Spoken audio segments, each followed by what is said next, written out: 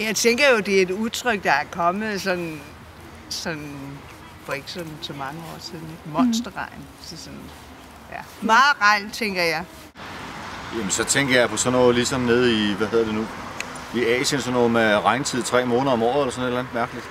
Ja. Som vi ikke har været vant til før, måske. Kunne jeg forestille. Der kommer noget grønt slim ned fra himlen. Ja, altså, jeg kan jo godt lide ordet monster i sig selv. Jeg er stor fan af gyser, ikke? Så monsterregn, det må være sådan noget med, når det regner med frøer med store tænder, tror jeg. Man ser det i fjernsynet, hvor der falder meget regn. For sådan i Australien lige her, så er det jo helt forfærdeligt. Ja.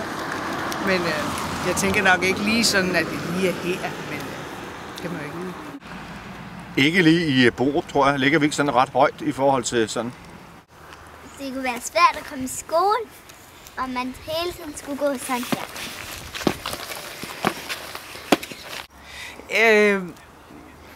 Altså, ens liv ville jo nok blive temmelig meget anderledes, hvis det var i stand til at regne så meget på så kort tid. Lige der, hvor jeg bor lige nu, ville det ikke have de store konsekvenser, fordi jeg bor på første sal.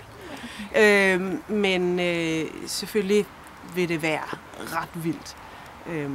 Så vidt jeg ved, så har det jo ikke været så slemt endnu, men det kan det jo godt blive.